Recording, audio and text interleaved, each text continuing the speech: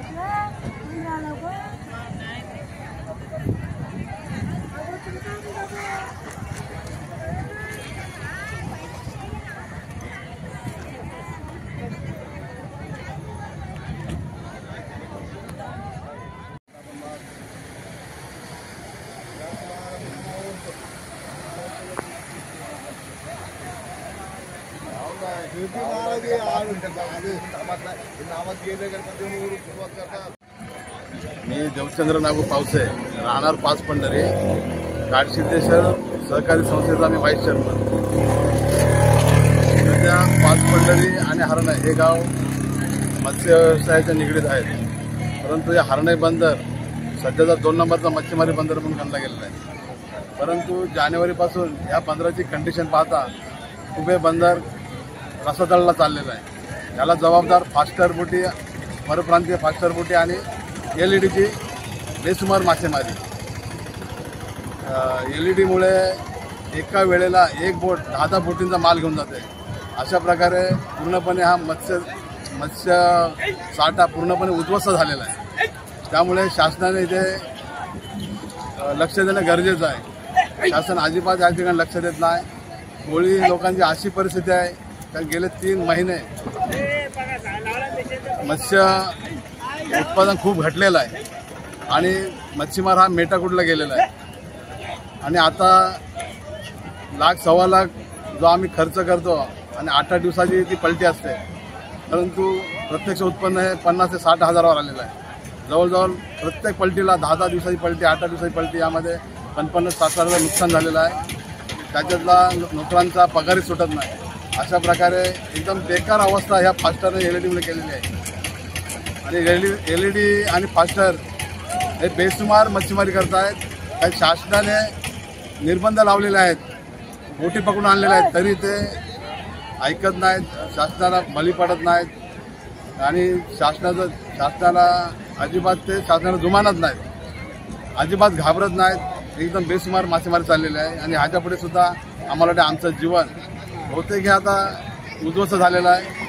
आम्हाला कुठल्या तरी व्यवसायासाठी वळण्याची आता वेळ आलेली आहे. त्यामुळे शासनाने लक्ष द्यायला पाहिजे. शासनाला एवढंच म्हणणं आहे की त्याने मत्स्य दुष्काळ जाहीर केला पाहिजे किंवा एक मोठा पॅकेज या मच्छीमारांसाठी दिला पाहिजे.